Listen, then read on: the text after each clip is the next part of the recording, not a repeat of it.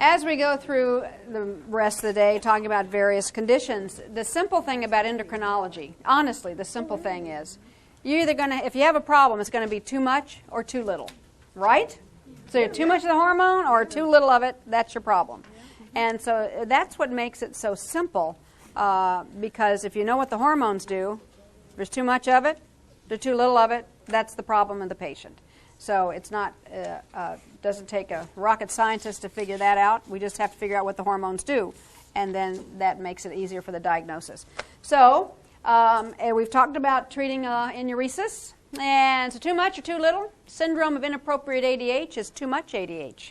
You got too much antidiuretic hormone. We'll talk about that. That means you got too much antidiuretic hormone. You're going to be conserving too much water. You got too little. What are you going to be doing? Getting rid of too much water. So you've got one of two conditions. Too much ADH, CIADH, called the syndrome of inappropriate ADH. If you've got too little, you have diabetes insipidus. Now what the heck does that mean? Digression. The word diabetes means to siphon. So what are you siphoning? Water. Urine. Water's too much of it.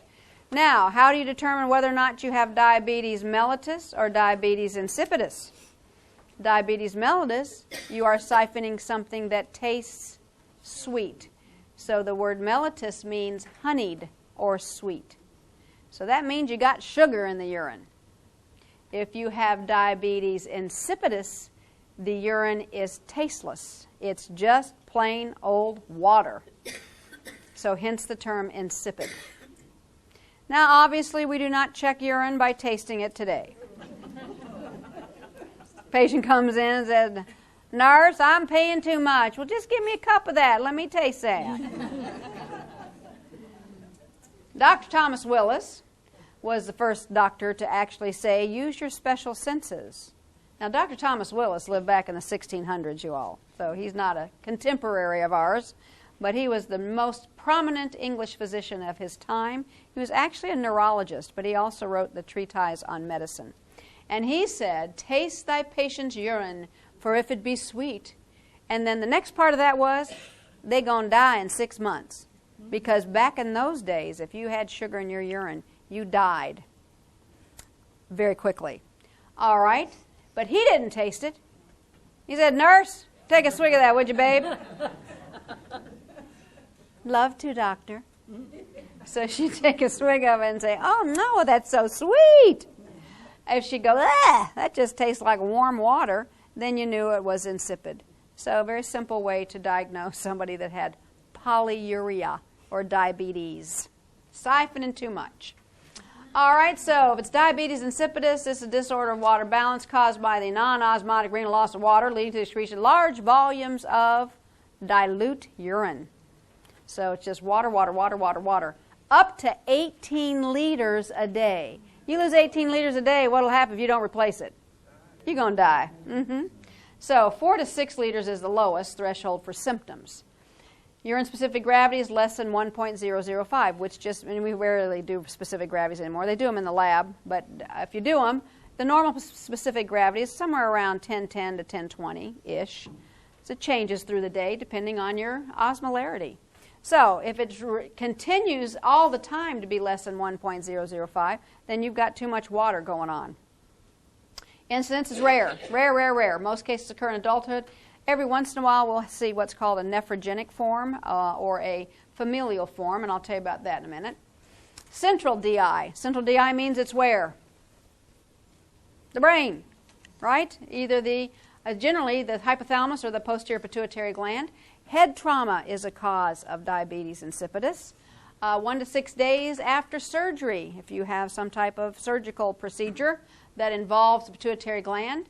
Tumors, infections, TB, syphilis, toxoplasmosis, encephalitis, meningitis, sarcoidosis, and even possibly a bleed in the brain, a hemorrhage in the brain near the brain stem area can cause posterior pituitary irritation and cause diabetes insipidus. So there's lots of causes. Obviously, you would look at the patient. If they had a tumor or trauma or something, that would be their cause. Nephrogenic diabetes insipidus means that your receptors on the kidneys are not responding to ADH, or the receptors are missing. And that's usually when you're born without them, and that's familial.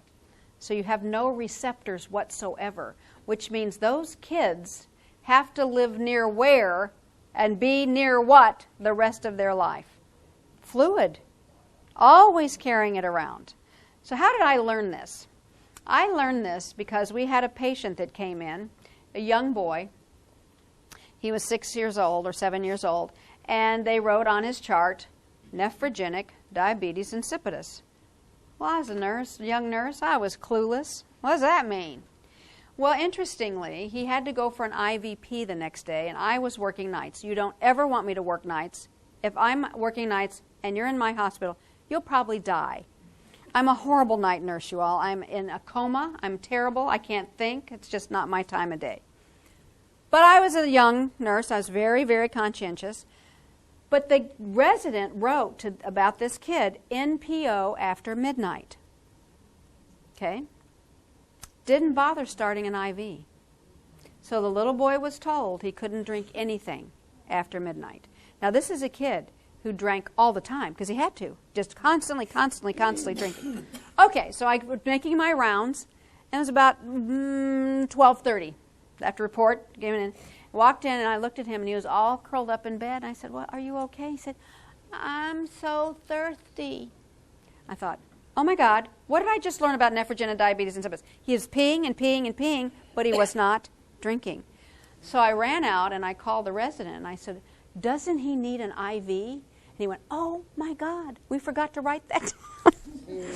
So if I'd been one of those nurses that maybe didn't check on him often, this kid could have died very quickly of complete dehydration. So I've never forgotten nephrogenic diabetes insipidus. It is so rare, you all probably never see a case in your whole life. But if you have, you won't forget it. Alrighty then, so nothing you can do for it. You can't replace the receptors. So this kid just needs to live around an IV or just drink the rest of his life. Okay, diabetes insipidus that's acquired, this would be medications. Lithium is well known to cause you to increase urination because of what its effects on the kidney. We'll talk about that in a minute. Amphotericin B, we hardly use that anymore. Are you using much amphotericin B? Amphotericin B, the antifungal drug? All right, dimethylcycline, which is declamycin, cisplatinum, aminoglycosides, rifampin. Those are drugs that we can check to see if your patients are urinating more and more. This could be the cause of it. Dipsogenic diabetes insipidus, excessive and inappropriate fluid intake due to a defect in the thirst mechanism. So there are causes of DI. Lithium inhibits water reabsorption in the collecting duct through the impairment of this receptor and precipitates a transient polyuria in patients taking therapeutic doses. Unfortunately, about a fourth of these patients will continue to have problems even after they come off of lithium. So if they come off of lithium, and many of them don't ever come off of lithium, but if they do, we can still see problems in concentrating their urine. Declamycin inhibits this same mechanism, but it's fully reversible. That's why we use this drug, you all, to treat the syndrome of inappropriate ADH, because it can actually block that. All right, so you got too much syndrome of inappropriate ADH, too much water without conserving the appropriate electrolytes. So you're taking in too much water, but no sodium, no potassium, no phosphorus, none of the balancing electrolytes. This causes a dilutional problem.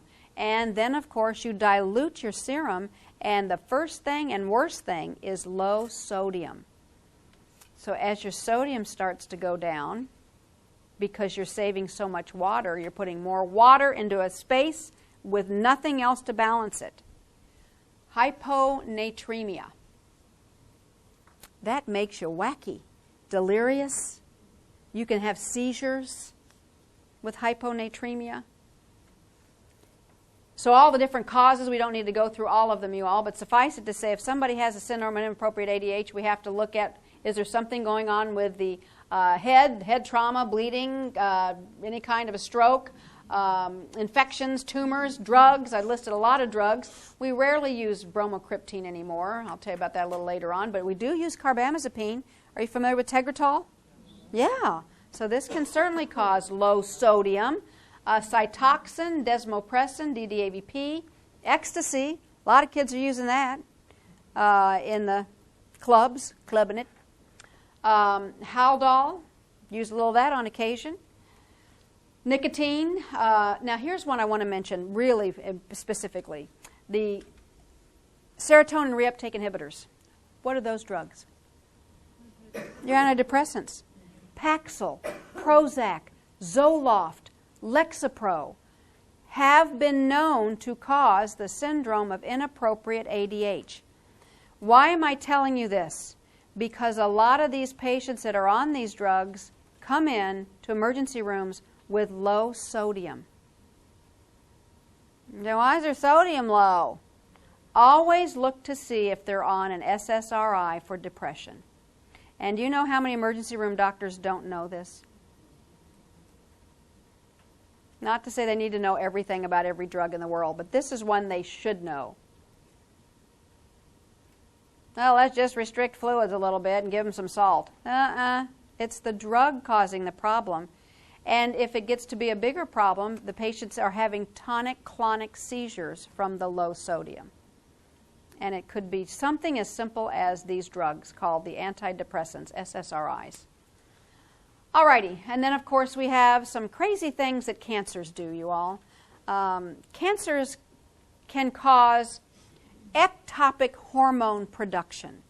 So a cancer in a tissue can make a hormone. It's bizarre, but it's called a paraneoplastic syndrome. And so we see that certain cancers, and especially small cell cancer of the lung, which you all are familiar with, called oat cell carcinoma of the lung, prostate cancer, cancer of the duodenum, which is rare, lymphomas, pancreatics, thymomas, can actually produce ADH.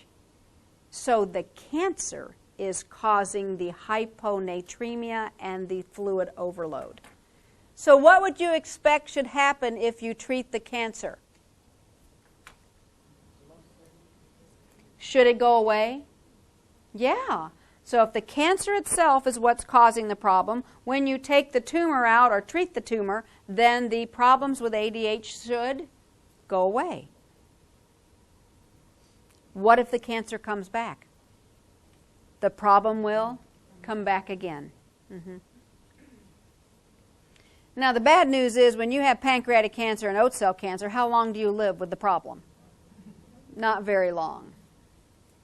So those are two cancers that tend not to have a longevity associated with them. Alrighty, but lymphoma you can. Thymomas. I don't know about duodenal carcinoma. I don't think I've ever seen a duodenal carcinoma. Has anybody? It's usually of the stomach. It's rare. Alrighty, so symptoms are dependent on the degree of hyponatremia and the rapidity with which it develops. So as your sodiums go below 125, you may be weak, nauseated, have headaches, lethargy. Malaise. Here we go again. We diagnosed everybody with a major problem that had malaise. How many of us would have brain tumors, heart tumors, syndrome of inappropriate ADH?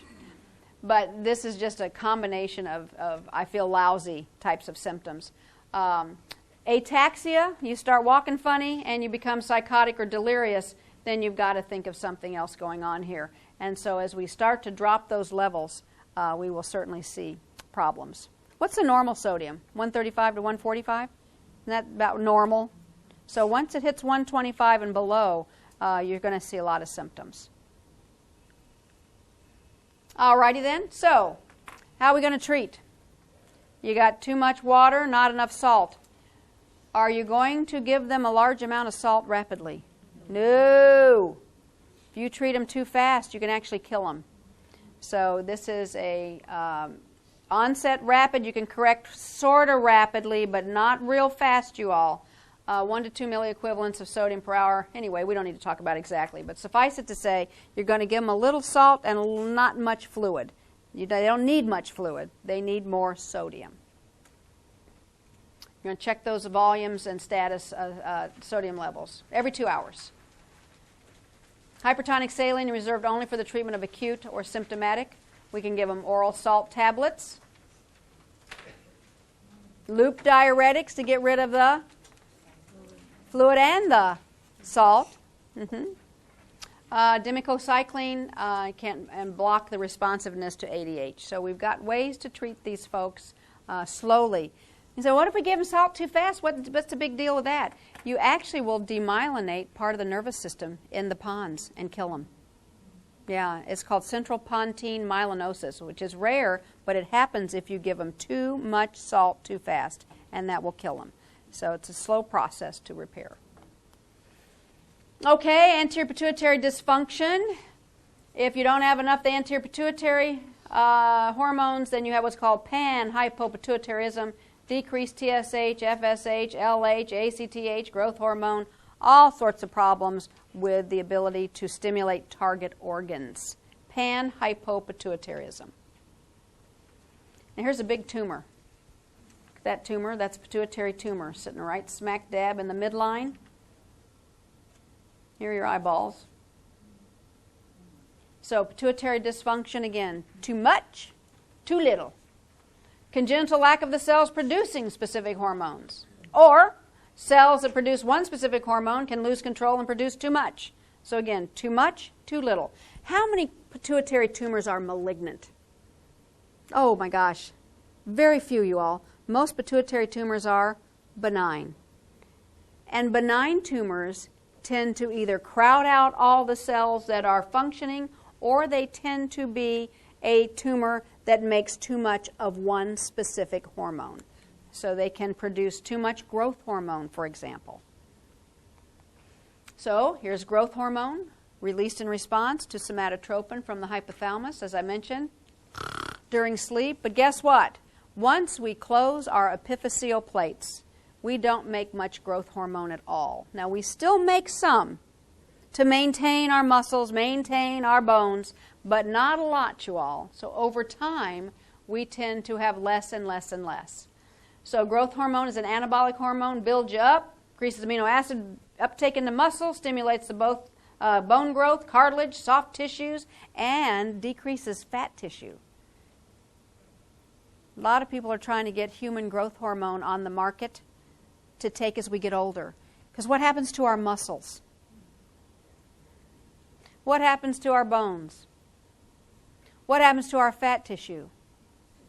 So, if we could get a little extra growth hormone, then this might be the fountain of youth. Youth. All right, so human growth hormone in the black market, you can get on the black market. You can read about it in some of these magazines that say HGH for sale to make you feel better. And then they show this 90-year-old man with the body of a 20-year-old. You can obviously see it's photoshopped. But, and he says how fabulous he feels. Not quite there yet. I bet in the future we might have that out for people on the market, but we're not quite there yet because it's a growth hormone. What if you have a little breast cancer sitting in that breast that you don't know about? What could this do? Trigger the growth of that. Guys, little prostate cancer, trigger the growth of that. So we're just a little shy of putting this on a market. Athletes, of course, endurance sports. Lance Armstrong used human growth hormone. Swore he didn't. How many of y'all believed him the first time? How about the second time? How about the 200th time? Barry Bonds, all those guys just tend to get a better look at their bodies before and after. I mean, they just change into this big, huge Popeye. Now, we used to take growth hormones from cadaver pituitaries. Remember I told you how you pull it out? Get that pituitary gland, mush it up, and use the cadaver growth hormone for children so that kids that had short stature or were pituitary dwarfs, I know we don't like the term dwarf, but they didn't have enough pituitary growth hormone, so they were short stature kids, we would give them shots of this growth hormone from human pituitaries. Here's the bad news. A bunch of those kids started getting a terrible disease called Creutzfeldt-Jakob disease. CJD is a dementing disease, and it's caused by a type of protein. It's hard to explain. It's called a prion. Have you heard of a prion? P-R-I-O-N.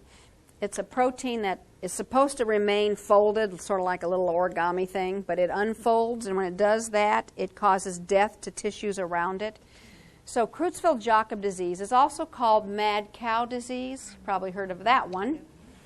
And unfortunately, these kids who were given the growth hormone from cadaver pituitaries developed dementia when they were 16 and died. This is a rapidly developing dementia.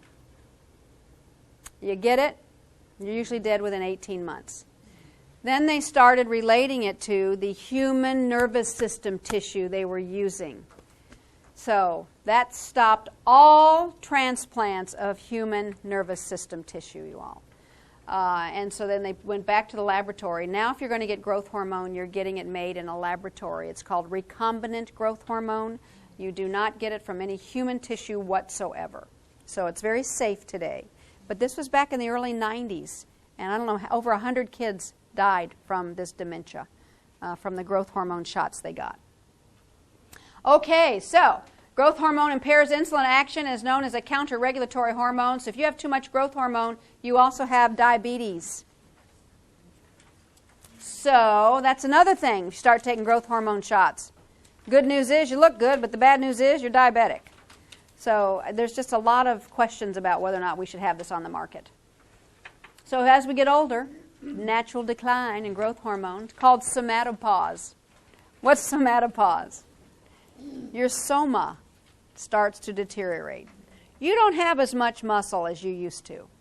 Now, if you lift weights all the time and you run 26 miles a day and you do all those things to try to maintain your muscle mass, you're still going to get a somatopause. Might be slower than the rest of us, but it's still going to happen. Decreased muscle mass, increased body fat, decreased exercise capacity, osteopenia. Sarcopenia means skeletal muscle, losing skeletal muscle mass, sarcopenia. Diminished well-being. About 50% of people over 65 are considered biochemically growth hormone deficient. And this is where the big question comes in. If we give them growth hormone, will that help them get rid of all those symptoms? I might sign up for that study. I'm not over 65 yet. I'm getting there. So here we go. Too much or too little? Pituitary, too little. Pituitary dwarf, so to speak, or short stature. These kids are the same age, but one of them has no growth hormone. So exact same age, but T90. Lack of cells that produce growth hormone. What's the treatment? Growth hormone. Absolutely. So when you give growth hormone to a child, you're not worried about all these tumors. You're not worried about all these side effects. Most famous pituitary dwarf was Tom Thumb. Colonel Tom Thumb and his lovely wife, Lavinia, they were both pituitary dwarfs. He never got bigger, taller than 2 feet, 11 inches. Oh, he died so rich. Why? His father's good friend was named P.T. Barnum. What did P.T. Barnum start? The circus. So this kid, they taught him to sing and dance. He entered the circus when he was 5. Talking about this tall. Singing and dancing, doing all sorts of things. Oh, he had Lincoln. I mean, he knew Lincoln. He met the Queen about 3 or 4 times. This guy had a phenomenal life, you all. Not all pituitary dwarfs do, but this guy was really, when he died, he was very wealthy. But he found the love of his life, and they got married on top of a piano. It's an interesting story. But then lived happily ever. Actually, not happily ever. He died at 45 of a stroke. I don't know exactly why, but that had nothing to do with his deficiency of growth hormone. But he was perfectly intact in every way. He was just too little. Alrighty, so as I told you, we used the extracts in the old days. Sorry, we don't use those anymore. Recombinant growth hormone is now used. $52,000 for about 5 years of treatment. Injections are 3 times per week. It's very expensive. But here's the problem. You don't get a lot of extra growth with these shots, you all. And then we've also got parents out there that their kids are short for their age. There's nothing wrong with their growth hormone. They're just short. And the parents want to give them these growth hormone shots. And this is a big ethical dilemma. Should we let the parents, just because the kids are short? Well, you have to first of all tell the parents, if you're both short, these growth hormone shots are not going to give you much of anything. In fact, if you're both short, we may give you that child another 2 inches for $52,000. That's a lot of money just for a 2.3 inches. So it really has you sit down with these parents and say, if you're only 5'7" as a dad and you're only 5'3" as a mom, we have a formula to tell you what your child will probably be just because of the two of you. Now, if you're both 6'6" and you've got a small child, then we'll see. Maybe you'd get a little bit more growth from this, but was it worth the price? All right, so too much growth hormone. As I remember, you always were big for your age. So if you have too much growth hormone, then you're going to have a pituitary adenoma. If it's before the epiphyseal plates close, then you have what's called giantism. And here's the bad news. Remember, y'all, too much growth hormone also causes diabetes. It's a counter-regulatory hormone. Insulin's not working, so these folks are really tall and they have lots of sugar problems. This is not really a good thing to be. I remember seeing a show on, it wasn't Oprah, it was Phil Donahue. That tells you how old I am. Remember old Phil Donahue, who was the first talk show host? So he always had on these bizarre things. And I was sitting watching one day, and he had 3 couches. On each couch were 2 people. And the first couch were the 2 biggest twins in the world. The poor couch was groaning, and they each weighed almost 700 pounds. Yeah, it was like, oh. Okay, so he's talking about those. Okay, the second couch had Siamese twins. Conjoined, we call them now. We don't call them Siamese, but that was the old days. They were joined at the head, and they were 27 years old. Now, of course, in today's world, what would we have done? If we had possibly, we could have separated them. But once you're 27, you don't separate anybody. I wondered, how did they turn over at night? Yeah. Time to turn. Wham! The other one goes, whoa, you're going first. I don't know. It was a very interesting show. But then the third couch, they had a pituitary dwarf and a pituitary giant on the same couch. It was absolutely hysterical. Because when he said to the pituitary giant, do you mind standing up so we can see how tall you are? This person, up and up and up, and here's Phil Donahue, who's about 6 feet tall, you all. But he was holding the microphone, talking to this person. But the funny part was, on the T-shirt of the giant was, I don't hate little people. Underneath it said, I had 3 for lunch. And here's this little pituitary run. All right, anyway, so they won't let you put those shows on anymore like that. But so these folks, of course, can be quite large. Here's a little nerdy doctor and this tall giant. Story of David and Goliath. Goliath was a pituitary giant.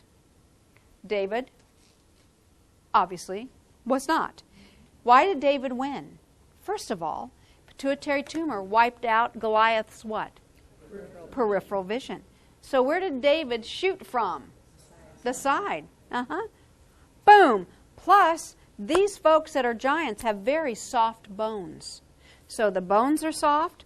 Plus he had diabetes, which didn't have anything to do with it. But also, when the slingshot rock hit right here, that soft temporal bone is right where the epidural artery is. Boom. Bleed in the head, fall down, go boom, and die. So that's how David beat Goliath. All because of the giantism. Little guy wins in the end. All righty, tallest man, Alton, Illinois, claim to fame. If you need to go to Alton, Illinois for anything, you'll see a big museum for Robert Wadlow. Here's Robert with his dad. 8'11". Wow. It also has a lot of hauntings. Alton. Oh, really? A lot of hauntings. Oh, really? So, hauntings? Because of what? Limestone. Why is that haunting? I have to go The there big caverns and stuff? just I don't know. I've been to Alton, but never really knew there was Robert and Harold. Anyway, so these guys don't tend to live long, you all. Giantism, the giants don't tend to live. I think the tallest one today is in Siberia. Got one that's about 8'4" right now. But in the United States, you don't see them too much because when you take your kids, what do? We measure you. A lot of these kids have never even been to a doctor. And they finally come in when they're 20 years old and they're 8'6". So we take our kids to pediatricians. And if you're getting too big or too small, then we can do testing very quickly. If it's a pituitary tumor producing too much growth hormone, we can take it out so you don't grow too tall. Young girls that are too tall, we can give you birth control pills that close the epiphyseal plates so you don't grow any taller. If you're already 6'2" and you're 12 years old and you're a girl, generally you probably don't want to grow any taller than that. So we can do things to help close those growth plates.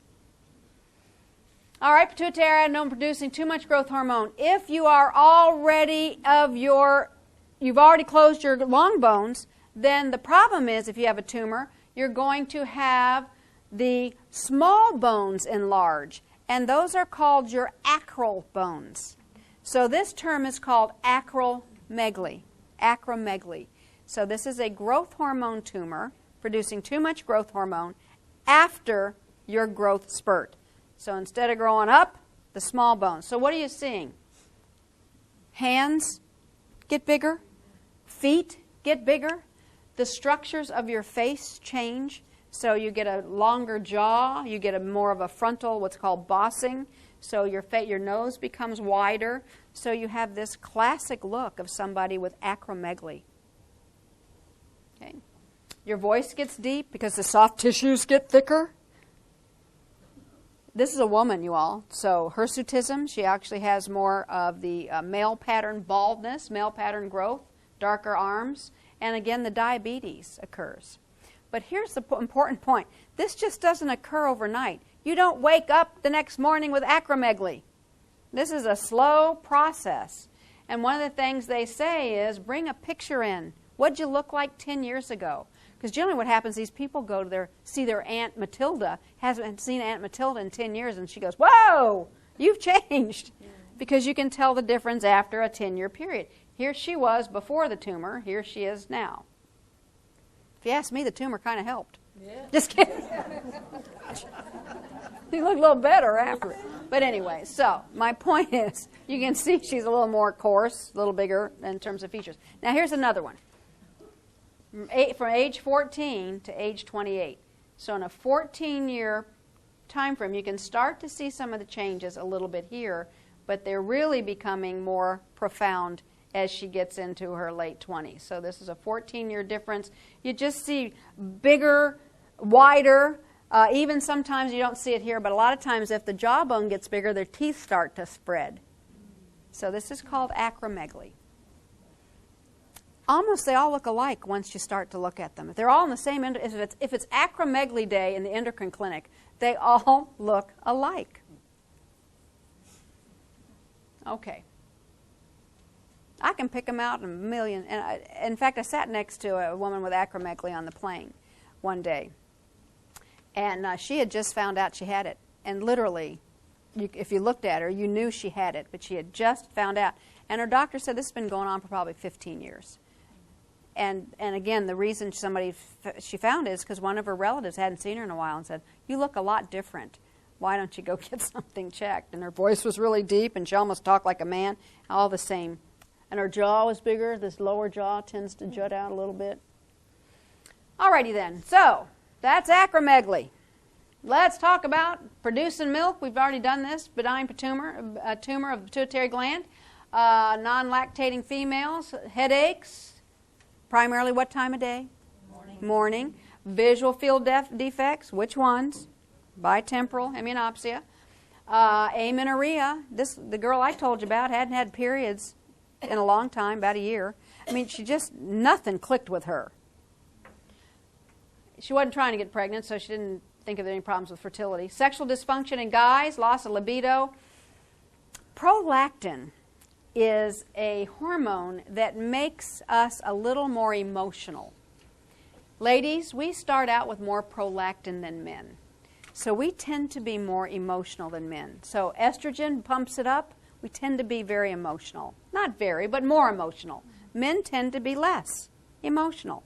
But if men get a prolactinoma, they're crying all the time. I know. See a little puppy? Oh, God, that's so cute. Most men don't cry at puppies. Women do. Ladies, we cry more, and even when we get angry, we start crying. That's prolactin. And you don't want to. You're going, oh, God, I'm going to cry. I know I'm going to cry. I don't want to cry. I do not want to cry. But it's that doggone prolactin that makes you start crying. So if you've got a prolactinoma, you're crying all day. If both you and your husband have prolactinomas, you're sobbing 24 hours a day together and having no sex. All right. And bumping into each other all the time in the hall. Walking down the hall, boom. Oh, God, stop it. So, loss of libido, no zip to your doodah.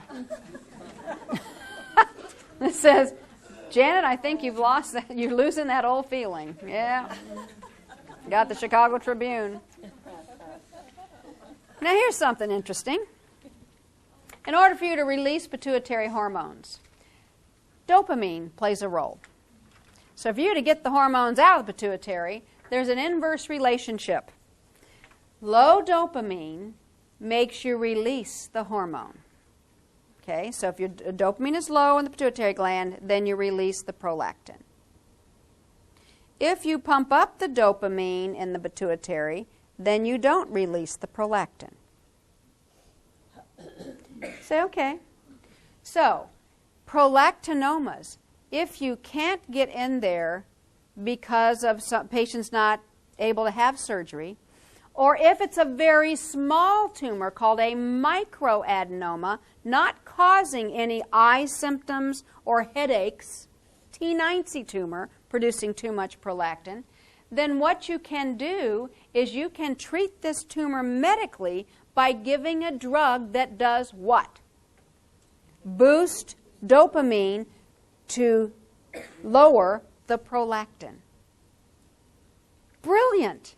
So in the old days, we used a drug called bromocriptine. Does anybody remember that drug called Parladel? We used it in labor and delivery. Women who didn't want to breastfeed, what would we do? Give them Parladel. You pump that up, what happened to prolactin? Went down. The problem with it, though, is it's an old dopamine booster. And if you gave too much to a woman, she would also start to have a movement disorder.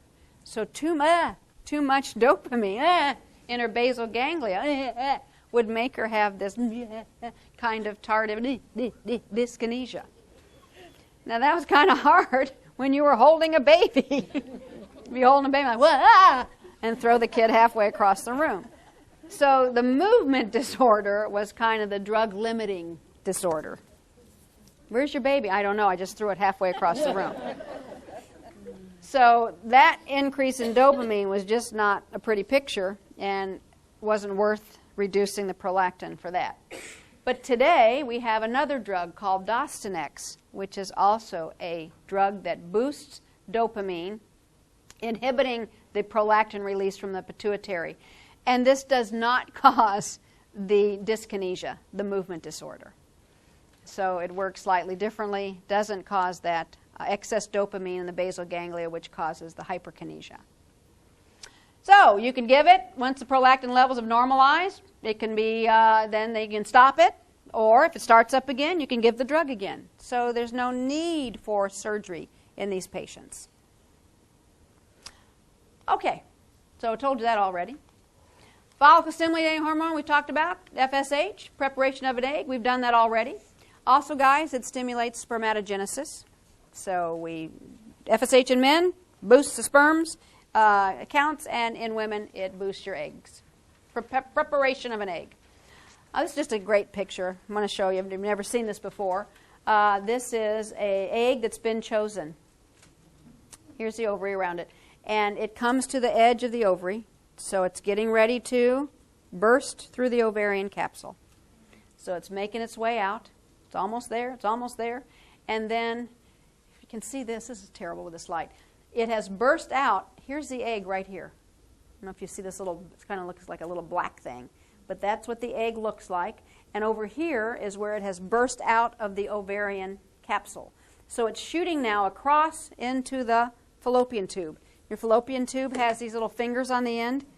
It's really cool looking. It's got one finger. The fallopian tube has one finger that's really long. It's like, like my little pretty, here comes an egg. And yanks it with that finger and then shoves it down the tube. Really interesting. But why I wanted to show you this picture is because when it does rupture, that's actually like somebody's taken a big hole puncher and hole punched into your ovary. That's why it hurts. You've ruptured through the tissue and you've got this open wound. So for those of you who had pain at ovulation, that's why. Like, oh God, I'm ovulating. Jeez. So, or thank God I'm ovulating. All righty.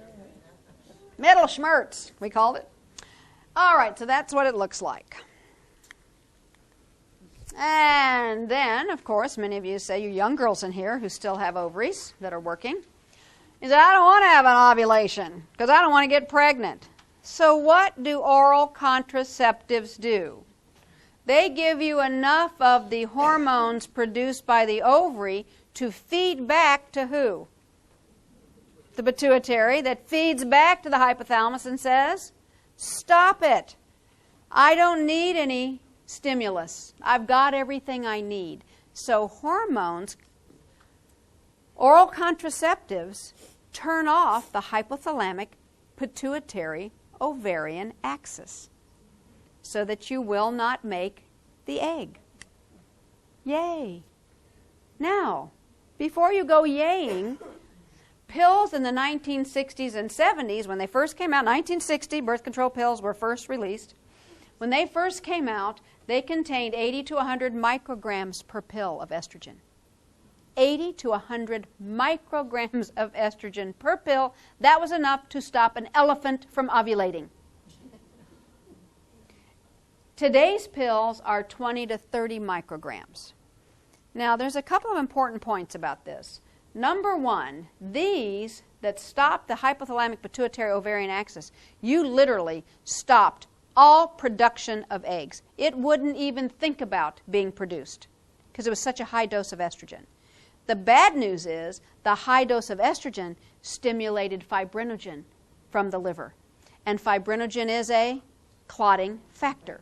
So the pills back in the 60s and 70s increased the risk of strokes and heart attacks in young girls taking them. There are lots of girls running around that had strokes and heart attacks, you all. Plus, so much estrogen, a lot of them got the mask of pregnancy, that hyperpigmentation that you see. Okay, then they said, whoa, whoa, whoa, we're using way too much estrogen. We don't need that much. We sure don't need that much. So over the years from 70 now to now, they started reducing the dose, reducing the dose, reducing the dose, reducing the dose. The dose now being 20 to 30 on average. We can get up to 50 micrograms of estrogen per pill. That's the highest we go for birth control pills. But most girls start on low overall, low estrogen, low this, low that, low estrin. Here's the bad news. Still good news, but there's a little bit of bad news thrown in. Let me give the good news first. The good news is very few heart attacks and strokes because there's just not a lot of extra estrogen given.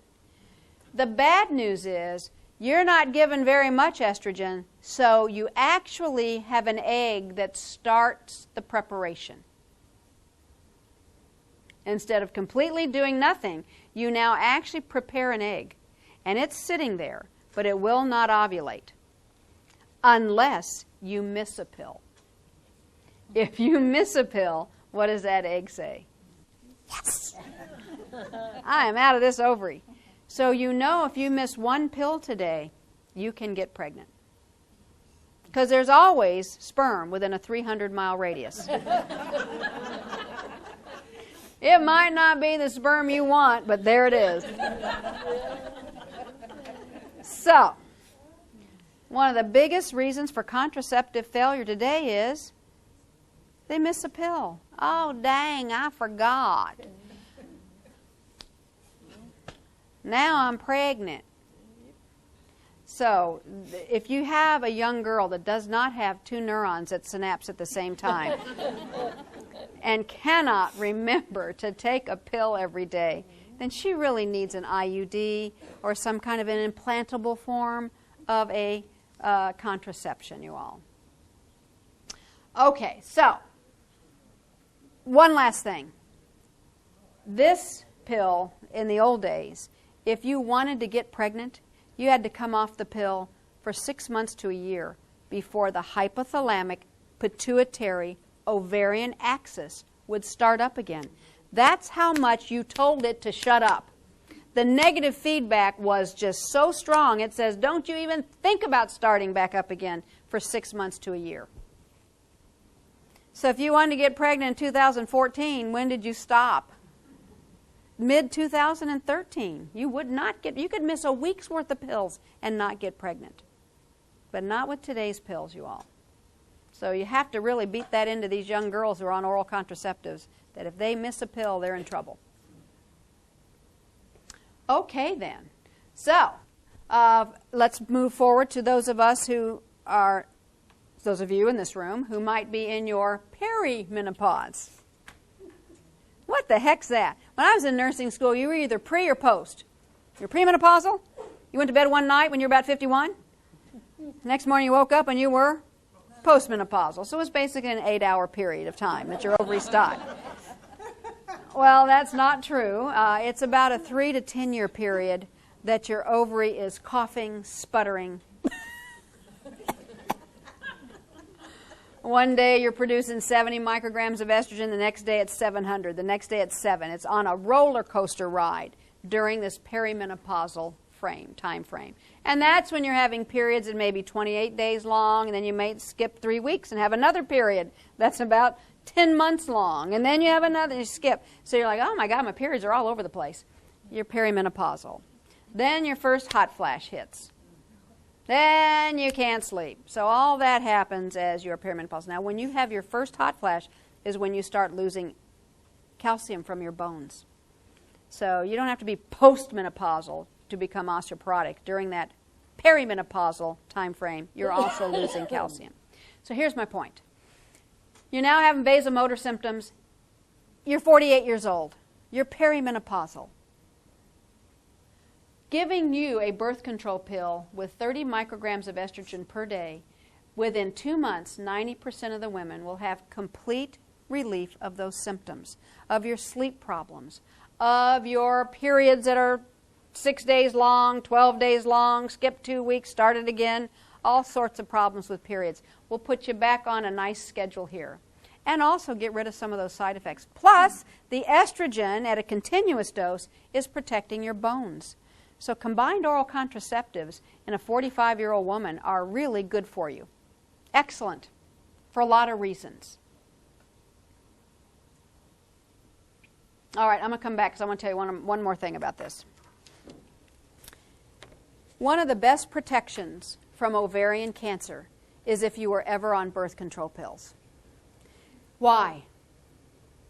Because ovarian cancer tends to occur in women who have continuous ovulation over year after year after year. So what's one of your highest risks for ovarian cancer? If you've never had children.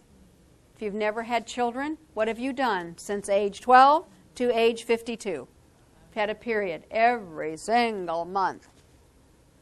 If I go back to that picture, think about this for a second. The egg has ruptured out of the capsule. You have a wound. And what does that wound have to do every single month? It has to regenerate. It has to heal. And do you know that the #1 cause of cancer is a loss of control of cells that are continuing to proliferate? Because you lose control of that, you lose control of the growth and differentiation of those cells. That's what cancer is. So if you are constantly healing something, then the loss of control is a higher risk. Just like if you've been out in the sun your whole life, you're constantly doing what? Repairing your skin. That's why you have a higher risk for skin cancer. Pretty simple. So if you've taken birth control pills in your life, what actually have you stopped? Ovulation. So you actually are protected from ovarian cancer the longer you've taken birth control pills. Taking birth control pills for over 5 years, you've reduced your risk of ovarian cancer by about 50%. So what's one thing I would give young girls whose mothers have had ovarian cancer? They would be on birth control pills. Absolutely. Oh no, we're giving her estrogen. That's going to make her have ovarian cancer. No, no, no, no, no, no. It's going to stop that ovulation. It's going to stop that constant regeneration. So birth control pills are very important in the prevention of ovarian cancer. Yeah? Along that same line, what about multiple pregnancies and breastfeeding through a lifetime? Would that also lower? We've certainly seen breastfeeding lowers the risk of breast cancer, as have multiple pregnancies. So yeah. So there's fewer ovulations over a lifetime. But you can't ever depend on breastfeeding to actually stop all ovulation. Using breastfeeding as a form of birth control is not very effective. Being a wet nurse is not effective. Got a lot of babies that are born that were conceived during breastfeeding. It's not perfect. You know, there was a book written in 1698, which I have read from cover to cover. Actually, I have. I went to the National Institutes of Health, to the medical library, read this book by a guy named Bernardo Ramazzini. And he was a doctor, and he was is a treatise, it was called the Treatise on Occupational Medicine, back in the 1600s. And one chapter was the occupational hazard of being a nun. And what's the occupational hazard of being a nun? Ovarian and breast. So when you think about it, that was how many hundreds of years ago. They recognized that not having children was a risk for certain hormone-dependent cancers. Way back before any of us were even thought about being born. Bernardo Ramazzini. Interesting book. Okay, you had to read it with gloves because it's so old? Yeah, that's cool. Yeah, it was in a hermetically sealed kind of room, and you had to go in there with no pencils, no papers. You couldn't, tear out a piece of it and put it in your pocket and take it. Well, that's an interesting one. Let's take that out. It's really interesting. Okay, then. So, any questions? All righty, so we're just moving along here. Adrenal corticotrophic hormone says we're going to have a trophism for the adrenal cortex. So it's released in response to corticotropin-releasing hormone from the hypothalamus. ACTH triggers cortisol from the adrenal cortex. Cortisol is a catabolic hormone. What does catabolic mean? It breaks you down. So it breaks down tissues to give you energy in the form of glucose. So you store glucose in your liver all day. It's called glycogen, stored glucose. So what does cortisol do? Breaks down stored glycogen, turns it into sugar. It can also, if you really need it, and you have too much cortisol, it can break down proteins, turn the amino acids into sugar. You remember the term in nutrition called gluconeogenesis? Yes, yes, no, no, who cares? It's turning protein into sugar. So we'll see that in a second when I show you the signs and symptoms of too much cortisol. All right, increased ACTH between 2 and 6 a.m. Why would that be smart? Because what are you going to do then? You're going to increase ACTH, which then increases cortisol to make you enough sugar to do what? Get you out of bed in the morning. You don't have that sugar, you're like, oh, God, I don't want to get up. I don't have any energy. So on a normal 24-hour clock, you produce your highest ACTH during sleep. Then cortisol says, all righty, I'll break down that sugar in the liver, the stored glycogen, into sugar. So when is your highest blood sugar? In the morning, always. It actually has a name when it's too high and when you're a diabetic. It's called the dawn phenomenon. So all of our sugars are highest at 8 o'clock in the morning, you all. When you do everybody's blood sugar at 8 o'clock, that's the highest it's going to be all day, if you're not a diabetic. So for those of us who are normoglycemic, that's when you're going to see your highest. if you're a diabetic, this system can work too much overtime at night. So what would that blood sugar be in some diabetics in the morning? Oh, 300, 280, 400. It's called the dawn phenomenon.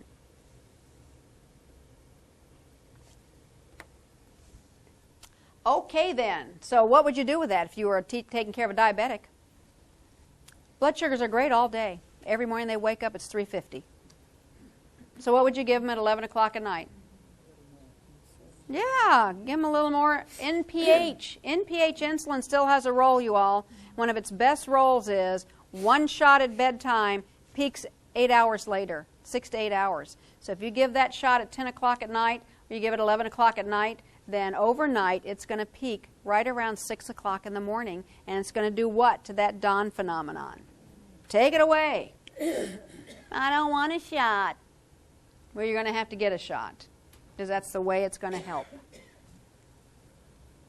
So you can use Lantus, which is a 24-hour-a-day blood sugar lowering, but it's really expensive. NPH is cheap. Cheap, cheap, cheap, cheap, cheap. So if you only need it for that one time in the morning, it's a great drug to use. Cheap, very effective. All right, so let's do this slide, and then we're going to go to lunch. The molecule of ACTH actually has a real fancy name, you all. Fancy, fancy, fancy name. It is a pro, meaning before, opioid, which means what? Opiate. It's got some opiate in it. It's got melano, which means what? Melanin. Melanin. And then cortin, which is the stuff that stimulates cortisol. So this molecule is this big old round thing that has 3 components to it. The first component is your endorphins, your endogenous morphines. Do you remember when these were discovered? Does anybody remember that? Well, it hasn't been that long, you all. So back in the 70s, actually, is when they first discovered the morphine receptors in the brain. And then 2 years later, they discovered your own endogenous morphines. Hence the term endorphins, endogenous morphines. So we know we make our own morphines in the brain. Makes us feel good. All right, also produces the melano, which is MSH, melanocyte stimulating hormone. We don't have this per se, a lot of it. Lower forms of animals do, and especially those who change color with their environment. Chameleons have a lot of this because it makes them change their color. You don't change color depending on what it is like outside. But there's a reason I'm telling you this, because we have a little MSH coming out. And then last but not least is the cortin part, which stimulates the cortisol from the adrenal cortex. We're going to do the easy part. Not that the last parts weren't easy, but this is even easier, because what we're going to do now is we're going to talk about all those target organs and the things that can go wrong, and then too much, too little, and we're going home. All right, so of course we've got the thyroid, the parathyroid. Parathyroid glands, by the way, are not under control of the hypothalamus or the pituitary gland. They are self-controlled through your balance of calcium in the blood, so calcium and phosphorus. So that's a system that has its own feedback through the amount of calcium that's circulating in the blood at any one time. And then the adrenal gland is under the control of the hypothalamus and the pituitary, and so are the ovaries and testicles. And then we're going to also just briefly mention the hormonal part of the kidneys and the hormonal part of the pancreas, and then be done. So the thyroid gland, you all know, sits smack dab in the middle of your neck. Two lobes composed of all sorts of follicles. It actually has follicles too, but those follicles are full of something called thyroglobulin, and that's where you make your T3s and your T4s. Influence of TSH, which we've talked about. And then again, we have mentioned that TSH is thyroid stimulating hormone. It stimulates the uptake of iodine from the diet and produces thyroxine, which is T4, and triiodothyronine, cleverly, which is T3. T4 is a prohormone, so it doesn't do much, you all. It has to be cleaved. You have to take off one of the iodines to make T3, and T3 is actually the functioning hormone. So the ratio is 20:1. T3 functions. You obtain 90% of your T3 by removing the iodine from T4. So you need them both, obviously, but T4 is the precursor to T3. Sounds like it should be the other way around, doesn't it? T3 should be before T4, but it's not. T4 turns into T3. All right, so when thyroid hormones are released into the serum, the majority of both hormones are tightly bound to thyroid binding globulin. You know, we have a lot of binding globulins in the blood. Sex hormone binding globulin, thyroid binding globulin. So you bind hormones. Anything that is bound, the best way to remember this, because people always, I used to get confused by it. If something is bound, you are tied up. You cannot function. So if you are a bound portion of a hormone, you are bound to another protein, you are the non-functioning part of that hormone. When I talk to you about free hormone, that's the functioning hormone. So free means, whee, I'm free. Bound means, I've tied you up. So if I measure your levels of free T4, what am I measuring? I'm measuring the one that's not bound. It's the one that's going to be turned into T3. Does that make sense? Yes. It does the same thing when we put drugs in your body. We put drugs in your body and we say there are drugs that are bound and drugs that are free. Which one works? The free drug. So bound is so simple to remember. Just remember somebody's tied you up. If you're tied up, you can't function. Alrighty, so pay attention to the free T4 rather than the total T4. Total means bound plus free. Okay? So total doesn't really give you what you need. They do it. They do the test. We're going to do a total T4 and we're going to do a free T4. Well, who cares if you do the total? Which one do you need to know? The free. Okay. So what does thyroid hormone do? Well, the best way to talk about this is, what doesn't it do? Thyroid hormone is responsible for metabolism. That means it makes your toenails grow. It means it makes your hair grow. It makes your heart beat. It's truly one of the most important hormones you have. And if you don't have enough of it, you just drag. Everything's draggy. Everything's slow. So thyroid hormone affects most body tissues by increasing the rate of protein, fat, and glucose metabolism. It increases heat production. So what does your temperature do? It goes up. Or maintains if you're euthyroid, normal thyroid function, your temperature maintains. Normal linear growth requires thyroid hormone. Well, we know we don't grow linearly, but we know we grow. So thyroid hormone helps us to grow. Now listen to this one. Brain growth in kids requires thyroid hormone, primarily during the first 2 postnatal years. So when you're born, your brain weighs 400 grams at birth. And that's because you have 95% of all the neurons you're ever going to get. So at birth, your brain is one big clump of neurons. By the time you turn 2 years of age, your brain weighs about 1,200 grams. So what's happened? It hasn't been given more neurons, it's been given all of the pathways. So in the first 2 years, postnatally, you connect all of those neurons with pathways. That's called white matter, the myelin, the pathways. It doesn't do you any good to have 100 billion neurons if not one of them connects. I got 100 billion neurons, but none of them are connecting. So does thyroid hormone make a kid smart? What do I mean by smart? Does it make them connect neurons? The answer is yes. If you don't have any thyroid hormone in the first 2 years, what happens? You have a child who we call a cretin. I know that's a nasty word in the world of being politically correct, but it means they haven't connected their neurons, you all. You absolutely have to connect those neurons. What's one of the things we check in the newborn nursery immediately when you're born? Blood work from your heel, we check for thyroid hormone. Absolutely. If you don't have it, you have a child that's a slow developer. Okay, so your personality, your periods. Thyroid hormone is responsible for normal fertility, normal periods. What's the first thing we check if you come in having abnormal periods? We check what? Thyroid hormone. Honestly, if you don't know what's wrong with a person, what are you going to check? Thyroid. When in doubt, check the thyroid. All right, so primary hypothyroidism, we've talked about this already. Done this, been there, done that, but just to remember, just to refresh, if you've got a problem in the thyroid, you don't make enough thyroid hormone, results in a negative feedback to the pituitary, and what's the pituitary say? Let me help. I'll put out more TSH. Secondary hypothyroidism, pituitary dysfunction, you can't put out TSH because the pituitary is not working. So you have decreased T4 and decreased TSH.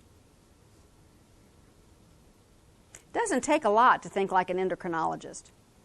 And I don't mean that in a facetious way. It's just step by step. And then hyperthyroid. Now, what would you find with hyper? If the thyroid's working too hard, what's it putting too much of? From the thyroid. T4. Too much T4. That feeds back and says what to the pituitary? I don't need any help. So the pituitary doesn't put out any TSH. So if you have hyperthyroid, the T4 is elevated and the TSH is low. Beautiful. Simple. There is very rarely ever anything called secondary or tertiary hyperthyroidism, you all. Hyperthyroid almost exclusively is the thyroid gland, primary.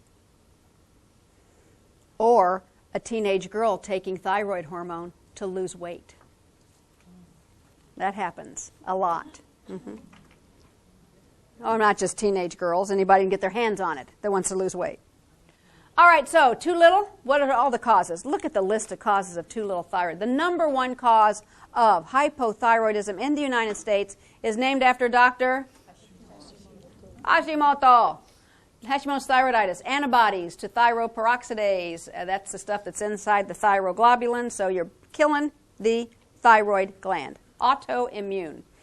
Then, of course, at some point, you might have had your thyroid removed because you may have had a goiter or multinodular, so we'll take out part of the thyroid.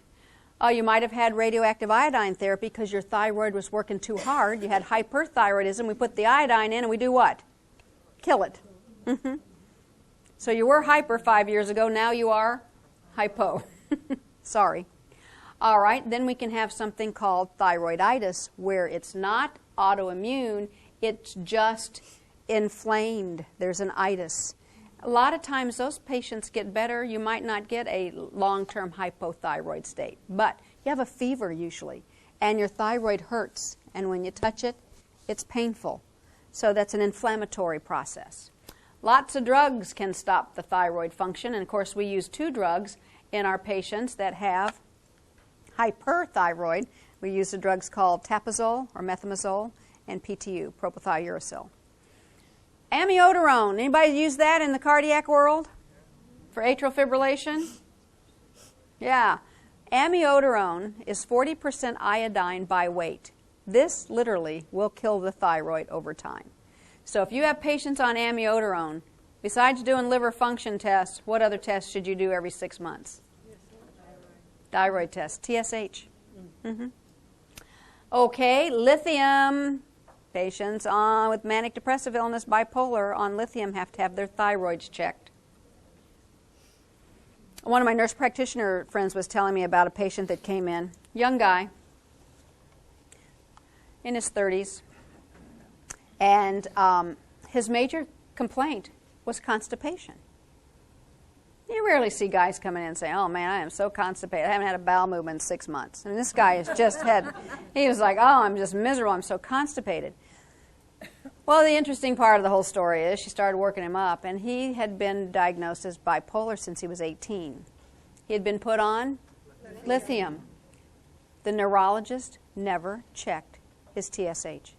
This is a neurologist, you all, that never, the psychiatrist or whoever put him on lithium, the psychiatrist never had the TSH. His TSH was 90. Okay, what's normal?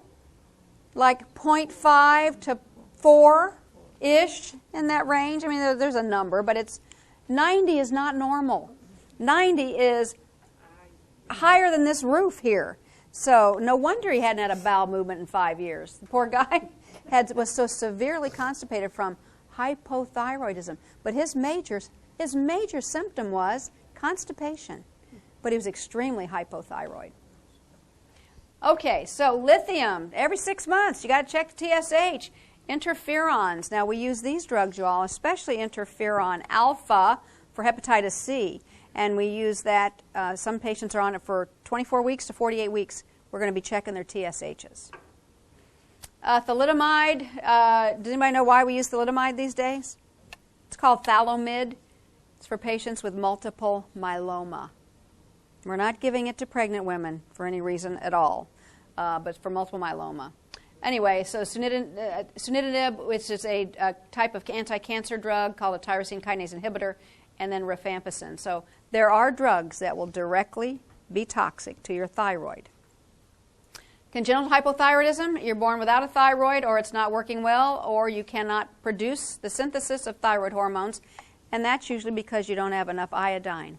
So we'll see that. And then the disorders, again, of the pituitary or hypothalamus, that's above it. So look at all the choices. But truly, somebody walks in, they're hypothyroid, and it's a female who's 45 years old, it's most likely what?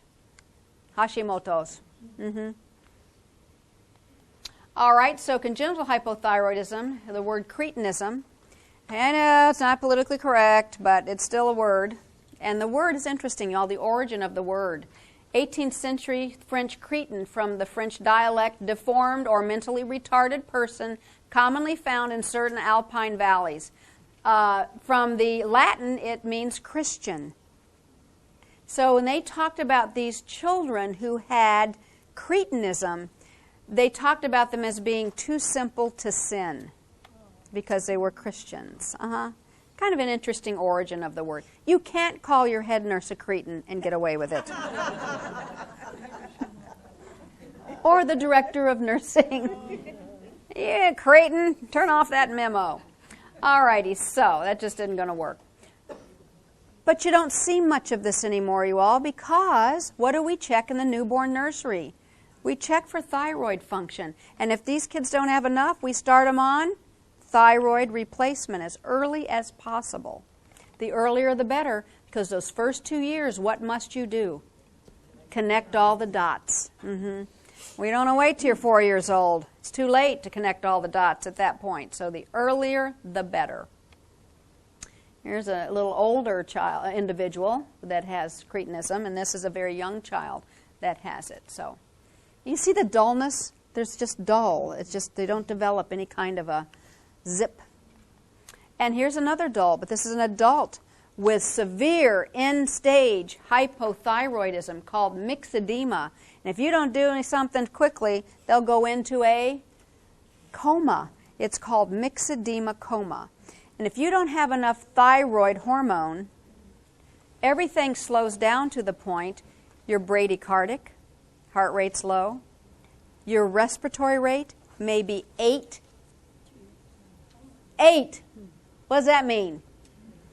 You're not getting rid of CO2 and water. That means you are having retention of CO2 and water. That's acidosis.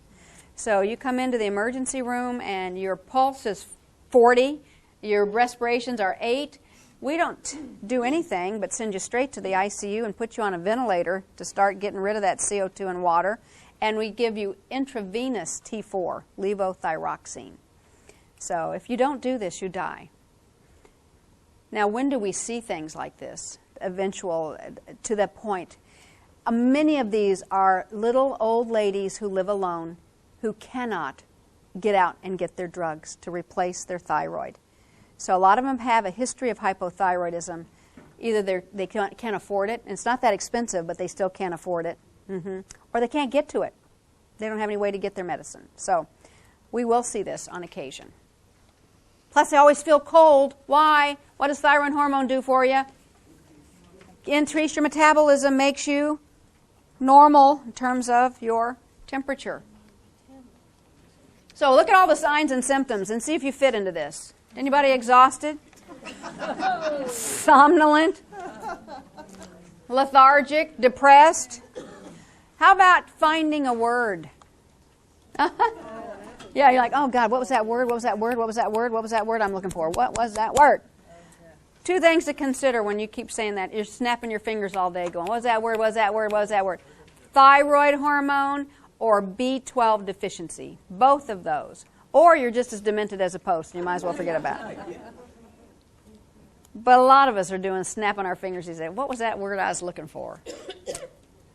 So think about your thyroid possibility. If you haven't had your thyroid checked in 3 to 5 years, get it checked if you're having trouble with bringing back words. Alrighty then, hair, dry hair, balding. Women come in and say, my hair's falling out. What's the first thing I check? TSH, thyroid, absolutely. Loss of the lateral third of the eyebrows. It's kind of interesting. Yeah, this lateral third right here. It's called Queen Anne's eyebrows. Yeah, everybody's going to run home tonight and take a look in them. She didn't have any eyebrows. Bradycardia. Now, this is interesting. You know those SA nodes you have called the sinoatrial node? Yeah, that starts the heartbeat in the heart in the right atrium. You have what are called beta-1 receptors. Epinephrine interacts, heart rate goes up. The beta-1 receptor number, how many you have, is dependent on thyroid hormone. So you don't have a finite number. Well, I have 162 beta-1 receptors on my SA node. No, you don't. It varies according to thyroid hormone. So if your thyroid hormone is low because you are hypothyroid, those receptors go down to maybe 60. That's why one of the signs of hypothyroidism is a low heart rate, bradycardia. Conversely then, what would the opposite sign be? If you have too much thyroid, instead of the normal 160, you might have 250, and your heart would be pounding. So thyroid hormone plays a major role in heart rate. Okay then, not enough thyroid hormone, you can't clear cholesterol out of your blood, so you have high lipids. Actually, you can also see a little bit of low sodium in patients with thyroid dysfunction as well. Ladies that are still having periods, menstrual disturbances. In fact, a period that will never stop. Menorrhagia, lots of blood loss. Not done yet. Next page. Decreased libido, dry, thin, pale skin. In fact, we can also see vitiligo, where you lose the actual color of the skin. Patchy loss, called vitiligo.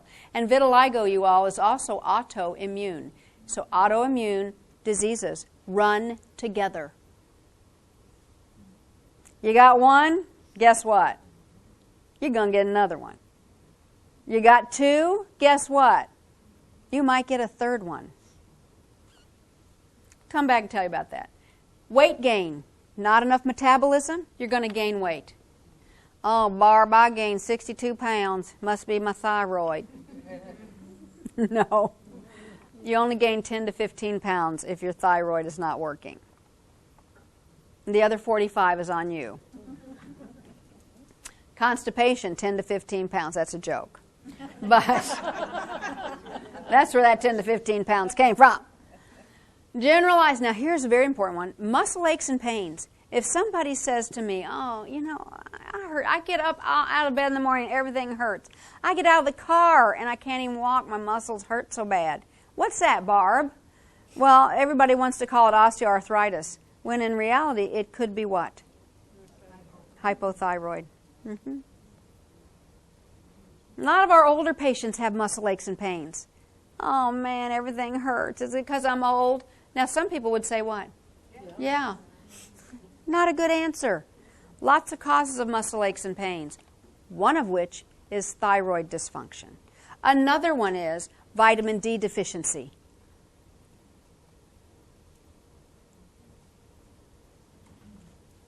Another one is erectile dysfunction drugs, guys. Oh, man, Barb, my muscles are killing me. Just killing me. Are you on Viagra? Yes, I am. It's your Viagra. Oh, well, my muscles aren't hurting so bad. Then, of course, we want to blame every muscle ache and pain everybody has on the statin drugs. Now, some people on statins do get muscle aches and pains. But here's my point. How many things can cause muscle aches and pains that have nothing to do with your age? Has everything to do with diseases and drugs and things that we could possibly change. Alrighty then, carpal tunnel syndrome is quite common in patients that have hypothyroidism because when you have hypothyroidism, you are not getting rid of extra fluid, and that can actually cause compression in the carpal tunnel, which is right here. So you have that aching wrists and hands and can't move your thumbs together, and your thumbs, the two thumbs you have, you can't do this. All right, slow relaxing tendon reflexes. So these are all things we can check people to have. So pericardial pleural effusions, ascites, cold intolerance. You can actually have an anemia. You're anemic, but it's not too big or too small red blood cells. They're normal size. You just don't have enough of them because metabolism is not making enough of them. And then, of course, I talk about this, especially in the geriatric lecture as well, because we see a lot of women, you all, as we get into our 50s and 60s and 70s, more hypothyroid as we get older. So this happened when I was working down at the University of Chicago. I learned this in the morgue. You're not dead until you're warm and dead. So in the wintertime, if they bring somebody in and they are frozen solid with no vital signs, what must you do in the emergency room? Warm them up. If their vital signs don't come back after you've warmed them up, then they're dead. Send them to the morgue. But if they're frozen and you just send them to the morgue, you might miss somebody. And this is what happened at the University of Chicago. I was working when I came in one Monday morning. The guy that gets all the bodies ready is called the diener. He comes in, sits down next to me. His eyes are about this big. He said, "You wouldn't believe what happened to me this weekend." I said, "What?" He said, "I walked down Sunday morning getting all the bodies ready for the pathologist, and I heard this." So I went over and opened the door, thinking somebody was coming to have coffee. Opened the door, looked down the hall. There was nobody in the hall. He said, "Oh, my God, what was that knocking from? I've worked here too long. I'm going crazy." So he's back to getting the bodies ready, and this really insistent. He said, "Oh, my God, that's coming from the wall where all the drawers are." So he goes over and he listens. And he hears one more knock, knock, knock, and he figured out what drawer it was. He opened the drawer, and this woman sat up. And she said, "What am I doing in here?" He said, "What do you tell her?" We ran out of beds last night. Saturday night, south side of Chicago, packed, busy. Well, then why am I naked? Well, you run out of beds, you run out of gowns. The hardest one is, why is there a tag on my toe? Anyway, so obviously what had happened, she was 84 years old, lived alone in a tenant building down on the south side somewhere. The guy who owned the building turned the heat off because people wouldn't pay their bills, so he turned the heat off. This was in January. She basically froze solid. It was Saturday night on the south side of Chicago, so when they pulled her in at 9:30 or 10 o'clock at night, the ER was so busy they didn't have time to do what? Warm her up. So they sent her down to the morgue. The morgue was warmer than her apartment. Yeah. So the morgue warmed her up. She woke up. She's now being chauffeur driven in a Bentley. Living in a penthouse on Lakeshore Drive. Living large. All right. So just remember, warm them up. Yeah, she don't have to worry about that heating bill again, or you betcha. Okay, then. So, who should be screened then? We know the patients with Down syndrome or Turner syndrome have a higher risk of hypothyroidism. Goes with the territory of those syndromes. Patients taking certain drugs I've mentioned. Patients who have received radioactive iodine treatment for neck radiation. That can kill the thyroid, so you got to check them. Patients who've had subtotal thyroidectomies. Patients with type 1 diabetes and Addison's disease. These are diseases that tend to go as clusters in terms of autoimmune, you all, and especially type 1 diabetes with Hashimoto's thyroiditis. Now, the important part to remember here is that either disease can come first. They don't come together, but they will probably eventually show up with one another Not always, but suffice to say, if you got a 12-year-old just diagnosed with type 1 diabetes, they may have Hashimoto's thyroiditis when they're 20. So always say to yourself, if I've got a patient with one autoimmune disease, it's not unusual to see another one. Yep. And that's kind of important because we also throw pernicious anemia in there. We throw autoimmune glomerulonephritis in there. I mean, there's a lot of diseases we can throw in together that you'd have to be cognizant of. Okay, so here we go. We've done this already. I don't have to do it again. Well, let me just give you numbers then. The normal TSH, adults presenting with symptomatic primary hypothyroidism often have a TSH level in excess of 10. Normal, I didn't put it on here, it's like 0.45 to 4.5 is normal. That's what we call normal here today. There are a lot of endocrinologists that want to lower that number. Yeah, they want to lower it to like 0.3 to 3. But right now it's not. Now it's 0.45 to about 4.5. It's the best way to put it. If you come in and you are primary hypothyroidism, your TSH is above 10. What did I tell you that guy's was? 90. That's amazing. All right, mild primary hypothyroidism, actually called subclinical. Now this one is important because people come in and they say, you know, I don't feel very good and I've gained 10 pounds and I'm kind of tired and blah, blah, blah. And all of a sudden you do their T4, but their T4 is perfectly normal. Perfectly normal, which means what? They're still making it. Thyroid gland's still making it. But their TSHs are going up. Their TSHs are going up, this is what it means. It means that the thyroid is in the throes of death. It is dying. But it's still enough to do what? Make T4, and the pituitary is going to have to stimulate it harder. So what's the TSH doing?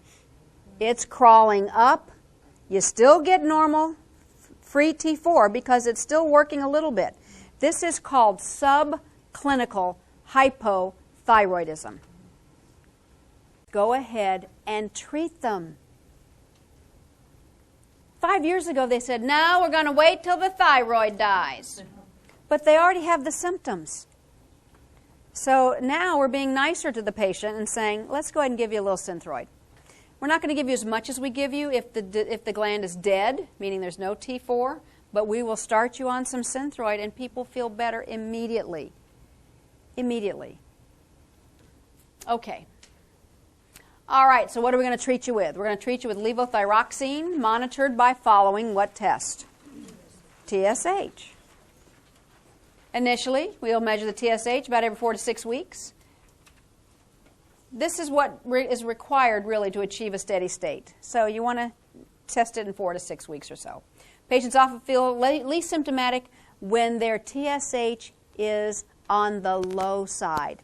Now, I also know a good friend of mine who works as an endocrinology nurse practitioner, and she said most of her patients say they feel better when their TSH is around 2. Now, the TSH can be anywhere from 0.45 to 4.5. So some people say, well, I feel better if it's about 1.5 or 2. Other people say, I feel awful if it's all the way up to 4. I'm still feeling like, ugh. So you got to, whatever people say they feel best at. So we try to make it down around the 2-ish range. That means you have to adjust the drugs accordingly. Okay, over replacement, and this is important. If you give them too much Synthroid or levothyroxine, then this can increase the risk of hyperthyroid, making the heart beat too fast, and atrial fibrillation. So if somebody who's 76 comes in and they have atrial fibrillation, what's the first thing I'm going to look at? TSH. And are you being treated for hypothyroidism? Are you on Synthroid? Yeah, I've been on Synthroid since I was 36. Has the dose ever been adjusted? No, I still get the same dose I got when I was 36. Well, that's why your heart is pounding out of your chest. So we have to adjust these doses as you get older. Over replacement can also make you lose a lot of bone mass. So too much Synthroid, you all, causes osteoporosis. So we really got to keep this adjusted well. Okay, patient education real quickly then. Everybody in the world's taking supplements these days for who knows what. Calcium supplements, iron supplements, antacids. And I want you to put up here too. Whoops, back, forward. Multivitamins. There's nothing wrong with taking a multivitamin. It's not going to prolong your life. It's not going to protect you from dementia, heart disease, or stroke. But if you're not eating 3 square meals a day and you don't think you're getting all the nutrients you should, then a multivitamin is fine. However, it interferes with synthroid. So anything you are taking, like calcium, iron, or multivitamins, or any kind of antacid, then you've got to separate it by 4 hours. 4. So if you get up at 3 in the morning and take your Synthroid, or 6 in the morning, when are you going to take your supplements? 10 or later. You wonder why your Synthroid's not working. Oh, my Synthroid's not working. Are you taking your calcium pill with it? Uh-huh. Wasn't I supposed to? No. In fact, ladies, what's the latest on calcium supplements? Low or no? Low or no calcium supplements today. If you're going to need your calcium to keep your bones healthy, you're going to take it in food. Food, food. Because we're finding that women who take the most calcium supplements have the highest coronary artery calcium scores, which increases their risk of myocardial infarction. So we are really cutting back on your calcium supplement. Take it in foods, foods, foods. There's lots of foods that have calcium in them. Not just milk, yogurt, and cheese. Lots of foods have calcium. So you can get to your ice cream, exactly. Nothing wrong with a gallon of ice cream a day to keep your bones happy.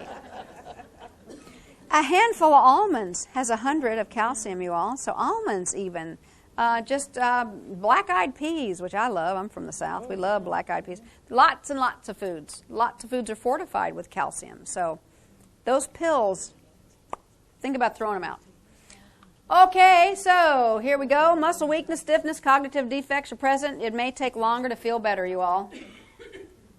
So levothyroxine should be taken on empty stomach. I told you that. Small changes in levothyroxine doses may be likely over your lifetime. The dose will likely decrease with aging. Decrease. Now sometimes you might have to pump it up a little. If your TSH is going up, you might have to pump it up to get your TSH down. Okay, so here's the dose. 1.7 micrograms per kilogram body weight, approximately 100 micrograms a day for an average-sized woman. So if you're bigger than an average-sized woman or smaller than an average-sized woman, then you've got to adjust the dose accordingly. What's 60 kilograms? About 125 pounds. Yeah. Previously, one of the classes you mentioned that a woman over 40 years old needed vitamin D and calcium. Mm-hmm. Yeah. Absolutely, and we do. We need vitamin D and we need calcium. But now we're saying, and this is brand new stuff, there's two schools of thought on the calcium. One school of thought is 800 per day in a supplement. No more than that. If you need 1,200 a day, then the other 400 comes in food. That's one school of thought. The cardiology school of thought is all calcium should come in food. They're the ones seeing these high coronary calcium artery scores, and they're the ones saying it's because of supplements. So this is new stuff. So I don't know when I remember telling you that, and it's true. We still need calcium. But we're becoming a little bit gun-shy of the supplements. Now don't go home and throw yours out, you all. Just start trying to take more in food. That's the best way to go around this. Okay. So, when giving a trial of levothyroxine therapy for subclinical hypothyroidism, start with a dose close to full replacement but slightly lower. So if you're just a little bit low in thyroid, not yet with a TSH off the chart, then we're going to start you on a small dose, low dose of this Synthroid. All right, what did I tell you? Target dose should be making you feel better, period. There's no magic number. Don't let somebody say, well, it's got to be 2.7. Well, I don't feel good at 2.7. Well, that's what it's supposed to be. You might feel better at 1.7. You might feel better at 2. So look at your TSHs and see how you feel. Okay, so if the patient feels pretty good, wherever it is, keep it there. Now, the young girls in here, if you have trouble getting pregnant, what's the first thing we're going to test? Thyroid. Absolutely. Why not go with the simple things before you then have to go have all these fancy fertility tests that cost how much? Lots. So a TSH is one of the first things you do. High levels of TSH, even though within normal limits, may be too high for fertility in some women. So if you get them down to around 1.2, seem to be the best for making babies. So you may have a subclinical hypothyroidism. You're only 27 years old, but we get them down, bingo. All right. So one of the first tests should always include thyroid testing. Never forget that. By the way, 50% of all people having trouble with fertility are women. And cleverly, what does that mean? The other 50% are men. So it's a half and half thing here, folks. We don't always just look at the woman. You also got to look at the man. You got to look at his FSH and his LH levels, gonadotropin releasing hormone levels. You got to look at his sperm. Sometimes the sperm has 2 heads and 3 tails and can't swim.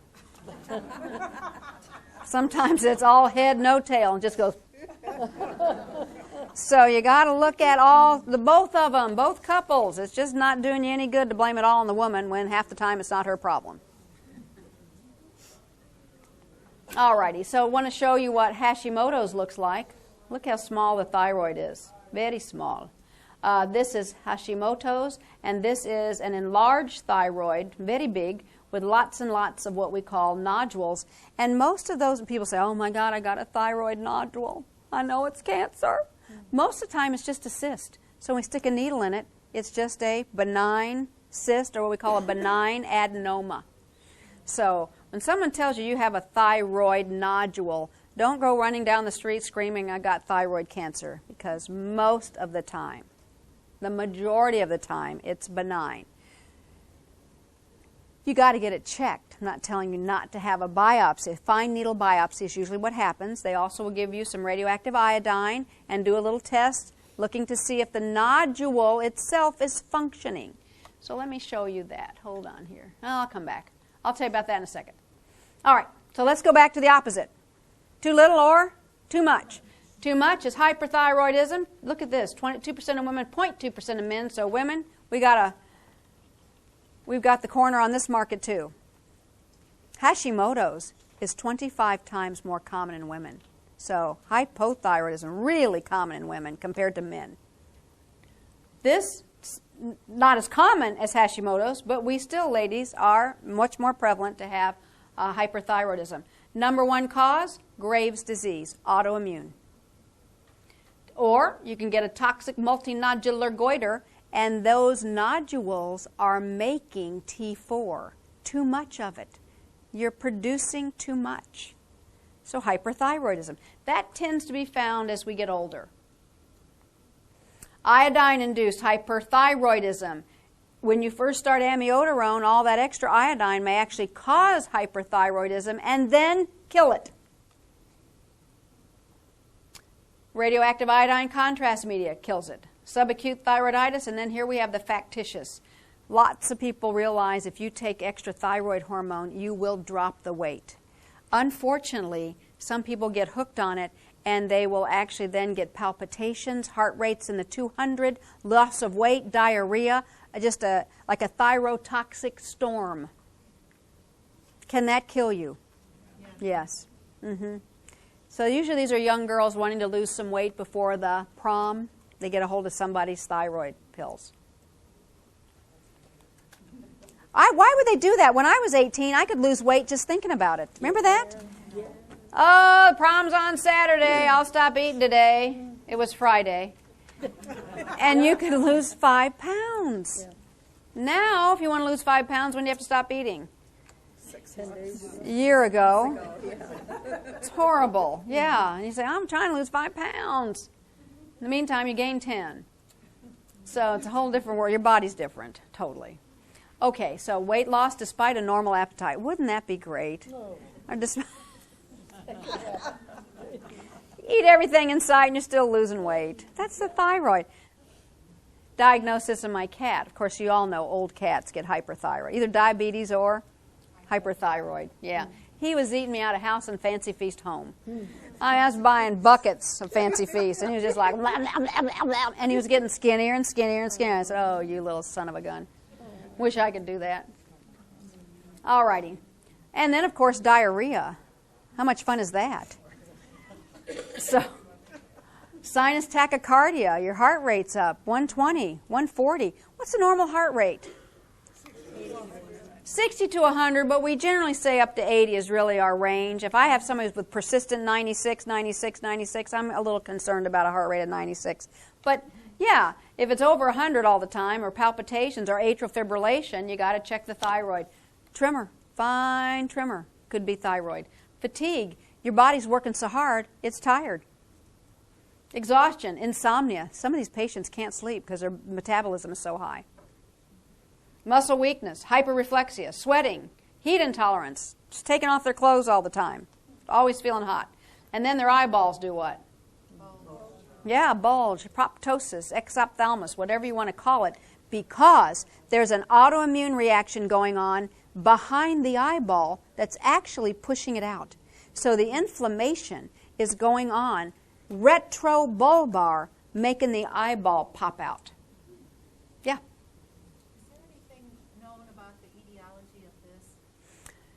Anything known about the etiology? I mean, what triggers Graves' disease?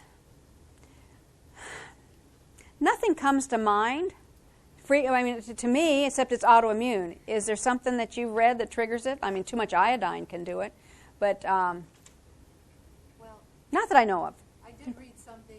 Just thyroid issues in general seem to be increasing. And something I read talked about our constant proximity to computers and something that they emanate maybe. Yeah.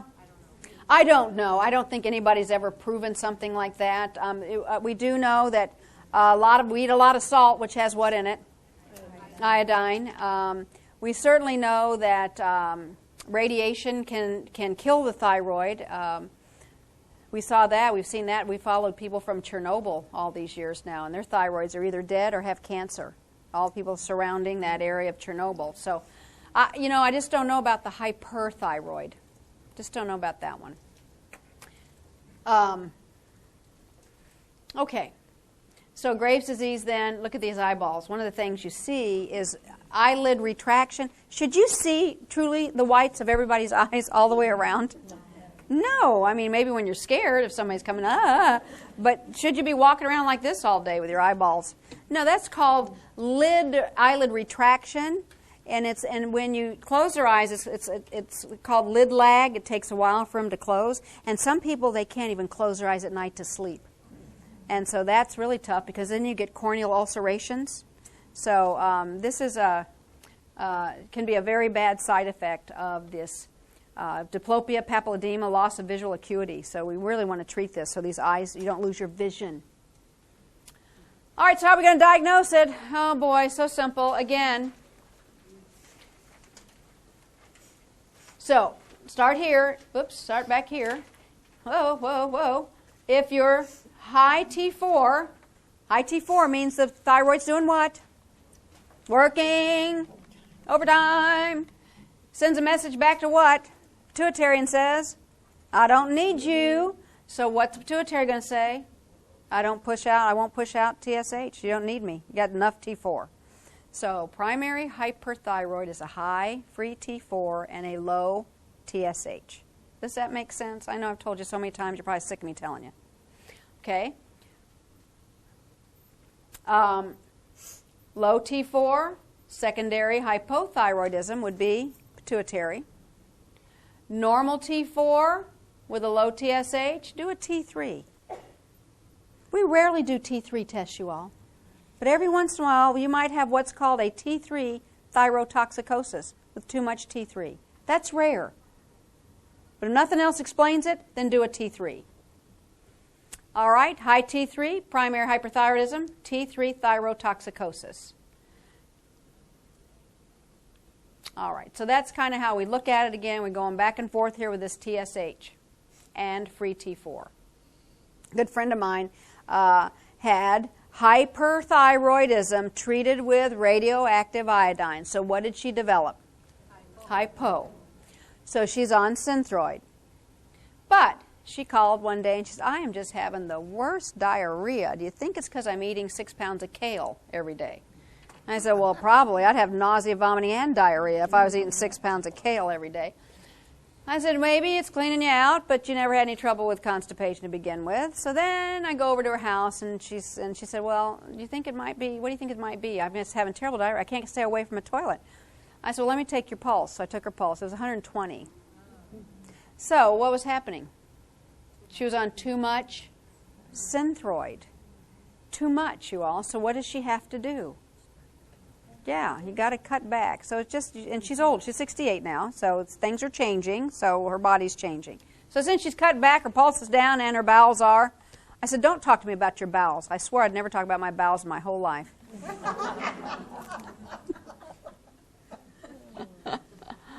All righty, so we're going to scan them. Thyroid scan using radioactive iodine. Called 123 iodine. That's different than the type of iodine you use to treat thyroid disease. It's 131 to treat it, 123 to diagnose it. Anyway, so think about this for a second. If we do the scan, brrr, goes across, brrr, it's taken up. The iodine is taken up by the thyroglobulin, right? Because it wants to make T3 and T4. So it's radioactive, so it's taken up by the cells. If the nodule, as you see on this picture here, here's the nodule here, takes up a lot of the dye. Take it up, take it up, take it up. It means it's doing what? It means the nodule is working. That's called a hot nodule. Hot, meaning it's working. It's hot. You say, well, so what, Barb? Why are you making that distinction? Because if you have a nodule that doesn't take up the T3 and T4, cleverly, what do we call that? Cold. A cold nodule is more likely to be malignant because cancer cells don't do what normal cells do. So if this is a hot nodule, it's working like a thyroid cell. It's just taking too much of the dye up. So hot nodules mean benign. Cold nodules don't always mean malignant, but are more likely to be cancer. Did you follow that? So you want your nodule hot or cold? Hot. Because it's working. Okay. So how do we treat hyperthyroidism? We kill the thyroid. I know it's not very nice, but that's about the only thing we can do. So we're going to give you radioactive iodine, or we're going to give you anti-thyroid drugs, which we can do. Or if it's really big and causing problems, we're going to go in and take out part of it. Subtotal thyroidectomy. So radioactive iodine, highly effective, but usually requires long-term replacement because we kill the thyroid. Okay. Propylthiouracil or methimazole, tapazole to decrease T4 synthesis. Remission rates about 30 to 50% in Graves' disease. Okay. One reason we like tapazole, methimazole tapazole, is because it's once a day. Propylthiouracil is 2 to 3 times a day. And what do we know happens with compliance? 2 or 3 times a day? Once. All right, major side effects. You've got to keep an eye on their liver and on their white count. And this is important. You know, a lot of times we say this about drugs. Oh, you got to do the liver function test. You got to do the white count. Nobody ever does them. But with these, you have to, because if the patient on these drugs has any fever or sore throat, they actually could have a life-threatening neutropenia from these drugs. Neutropenia means they can't fight infections. So always tell patients, if you're on these drugs and you get a fever or a sore throat, call your doctor or nurse practitioner. And then, of course, we can always do a subtotal thyroidectomy if you have not done well with the medications or if you've got a big, large thyroid called a goiter. A couple problems with the surgery. Not so much anymore, you all, are the problems with... Do you know there's a nerve that comes down? You know the vagus nerve, of course. Comes down through here, and then it gets down here and says, ah, dang it, I forgot to supply the voice box. So the vagus sends back a nerve back up to the voice box, goes behind the thyroid, where literally it's glued onto the back of the thyroid, and up to supply the voice box. It's called the recurrent laryngeal nerve. If you have a sloppy surgeon, or a surgeon's in a hurry, and they take your thyroid out, many of them in the past have also removed the recurrent laryngeal nerve. What happens when that's taken out? You will talk like this for the rest of your life. But you'll be rich. Yeah. Because it's a fabulous lawsuit. So, surgeons are a little more careful now. They don't just go in there and whack, whack, whack, let's take it all out and see what happens. They try to leave that nerve because it is so essential for your ability to talk. Then the other thing is your parathyroids are glued to the back of the thyroid. They're like little pieces. They actually look, they're about as small as a piece of rice. They're little. All four corners of the thyroid. So sometimes they'll go in there, whack out the thyroid, and forget to leave one of the parathyroid glands. Then you're in trouble with calcium, low calcium. So those are the two big problems with the surgery, is hypocalcemia and a voice like this. Either way, you're rich. If you're one of those folks that likes to sue. Okay then, so now if you have a patient whose heart rate's 110, 120, before their thyroid drugs kick in or their radioactive iodine, you have to start them on a beta blocker. So a very common drug we see in patients who are hyperthyroid with palpitations and a tremor, we can use either Inderol, which is propranolol, or we can use Tenormin. My choice is Tenormin. It's once a day. Inderol, 2 to 4 times a day. Inderol also has a problem in terms of changing your energy level. It can truly wipe you out as far as your ability to enjoy anything in life. It's called anhedonia. People get on Inderol and say, oh man, I don't even want to get up in the morning. I don't want to do anything. I just feel awful. That's Inderol. So I like the Tenormin better, once a day. Doesn't cross the blood-brain barrier and take away your zippity-doo-dah. But you got to be on it because you got to get that heart rate down. In subclinical hyperthyroidism, some people advocate treating the elderly because they're at high risk of atrial fibrillation and osteoporosis. So even if it's subclinical, we advocate doing a little bit of a treatment. Okay then. Thyrotoxic storm. Sometimes this happens after the surgery. They're manipulating the thyroid gland, trying to get it out. Pushy, pushy, shovey, shovey, pushy, pushy, pick, pick, pick. And what happens to all that thyroid hormone? Gets released into the bloodstream. So this is a complication of the surgery. You've got to throw in an IV beta blocker. Their heart rates can go into the 200 range, you all. 220, 240, 280. What will that throw you into pretty fast? Heart failure. So this is thyrotoxic storm. If their temperature goes up, don't ever use aspirin in a hyperthyroid patient. Why? Aspirin kicks the bound T4 off of its binding sites into the bloodstream, making the free T4 higher. Could that cause a problem? Yes, if you're already in a thyrotoxic crisis, it could pump up your free T4 even higher. So what drug do you use for temperature in somebody who is hyperthyroid? Tylenol, Tylenol, Tylenol. So I wonder if that means if you're hypothyroid, you take some aspirin every day, will that make you kick off T4? The answer is yeah. Yeah. I'm not telling you to do it, but it will do it. Some people actually advocate aspirin for people who are subclinically hypothyroid. Take an aspirin a day and see what happens. Some people. That's not really written in stone. Okay, break time. Last break. This is it. Make it a good one.